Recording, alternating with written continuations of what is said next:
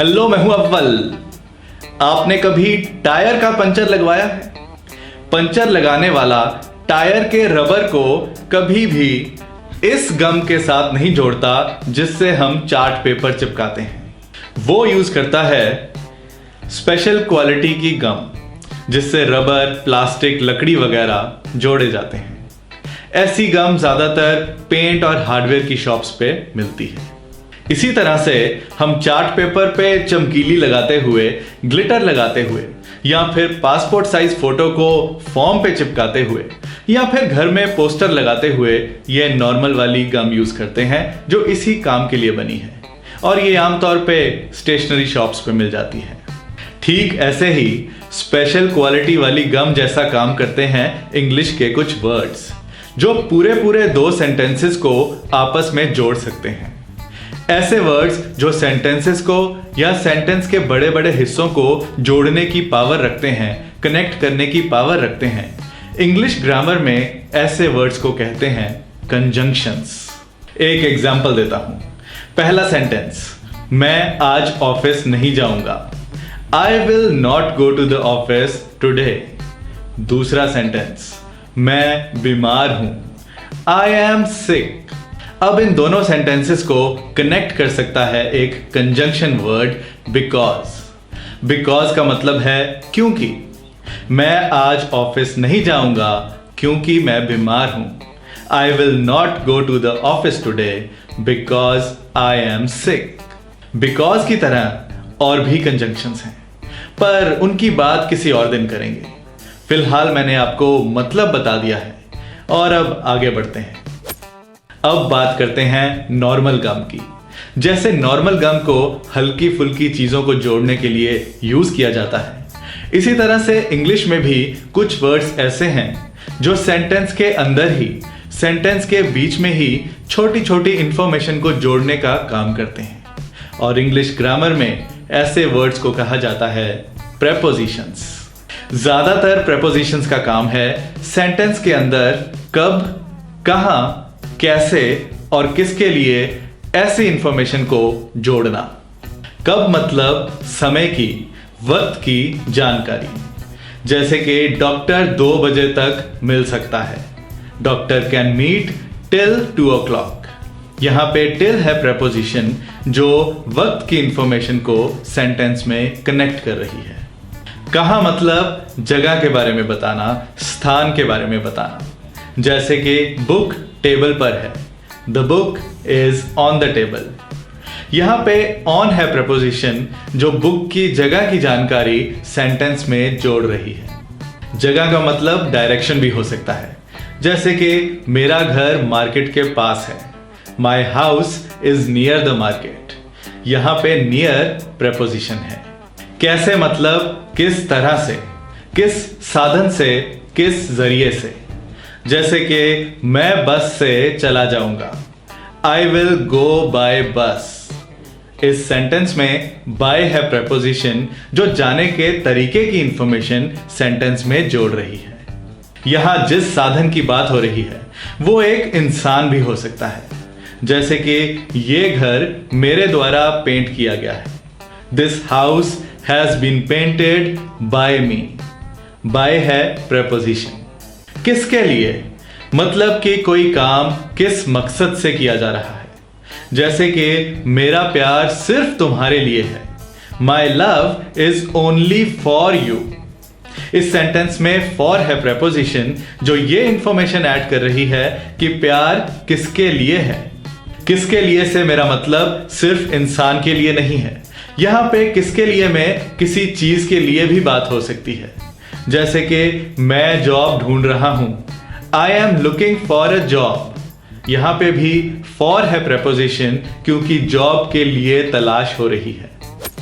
अब मैं आपको कुछ याद दिलाता हूं। जो सेंटेंस हमने कंजंक्शन की एग्जाम्पल के तौर पे देखा था वो था I will not go to the office because I am sick. इसमें भी एक प्रपोजिशन है टू जो कि जगह यानी कि ऑफिस की जानकारी सेंटेंस में ऐड कर रही है।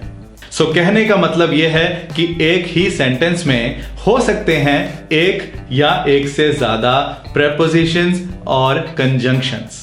और सिर्फ इतना ही नहीं, यह भी हो सकता है कि प्रेपोजिशन एक से ज्यादा वर्ड से बनी हो। जैसे कि मैं उसके सामने बोल नहीं सकता, I can't speak in front of her.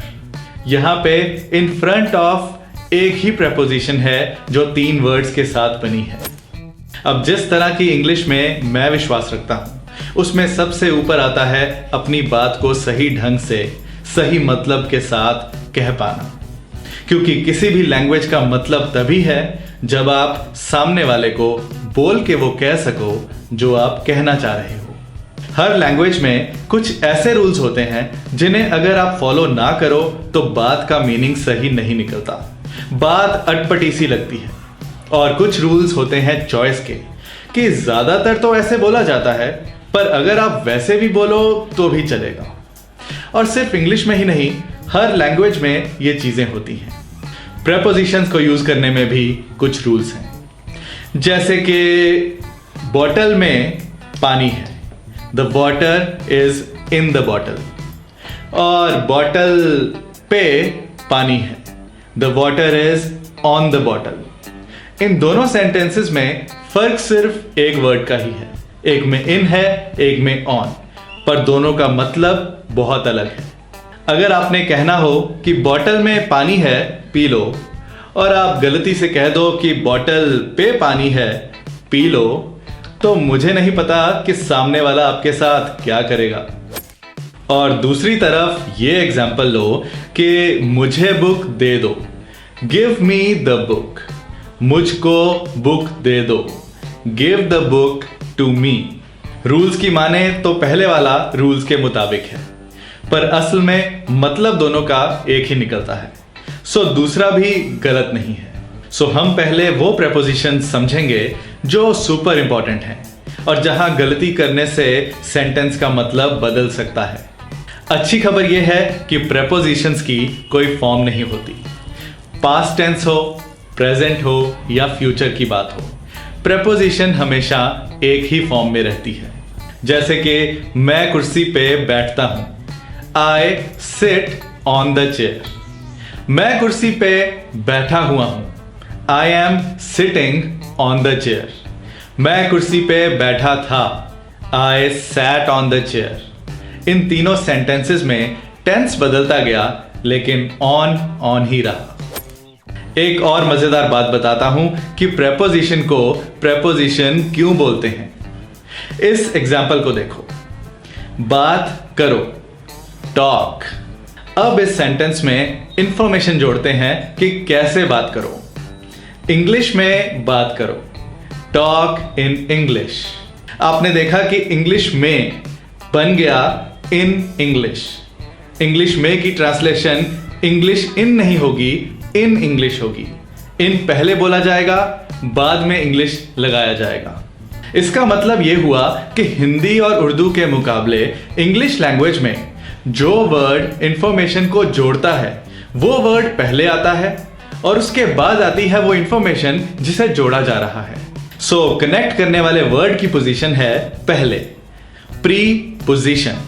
Pre का मतलब है पहले, जैसे नर्सरी क्लास से पहले होती है प्री नर्सरी। मोबाइल में पहले से पैसे डलवाए हों तो वो होता है प्री पेड। इसी तरह से प्री पोजीशन, पर बोलने में हम प्री पोजीशन नहीं बोलते, प्रेपोजिशन बोला जाता है। इसी तरह से कमरे में, इन द रूम, टेबल पर, ऑन द टेबल, एयरपोर्ट पे, एट द एयरपोर्ट, तुम से, फ्रॉम यू, मेरे लिए, फॉर मी।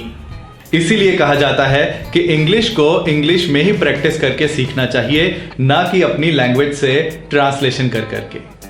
आइए अब एक नजर डालते हैं कि सेंटेंस में प्रेपोजिशन को कहां फिट किया जाता है। मान लो कि हमारा सेंटेंस है, मैं क्रिकेट खेलता हूं, आई प्ले क्रिकेट। ज्यादातर इंग्लिश सेंटेंसेस में काम को करने वाला सबसे पहले आता है। इसे इंग्लिश ग्रामर में सब्जेक्ट कहते हैं। फिर लगता है वो काम, वो एक्शन जो किया जा रहा है। इसे इंग्लिश ग्रामर में कहते हैं वर्ब।